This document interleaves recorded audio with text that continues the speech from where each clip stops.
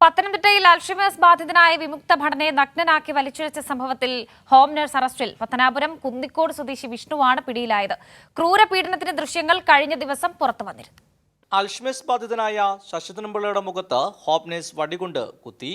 ഇത് കണ്ണിന് താഴ്വശത്ത് അസ്ഥിക്ക് പൊട്ടലുണ്ടാകുന്നതിന് കാരണമായി. തലയ്ക്കും ഇടത് കൈമുട്ടിനും പരിക്കേൽപ്പിച്ചു. ക്രൂരത ഇവിടം കൊണ്ടും അവസാനിച്ചില്ല.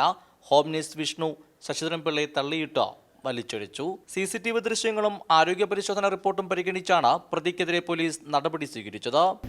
കഴിഞ്ഞ ദിവസം ഞാൻ പരിമല ഹോസ്പിറ്റലിൽ ചെന്നപ്പോൾ അറിയാൻ സാധിച്ചത് അദ്ദേഹത്തിന്റെ 2 കാല് ഇവൻ തല്ലി ഒടിച്ചതിന് ശേഷമാണ് കെട്ടിവലിച്ചോണ്ട് പോയേക്കുന്നത്.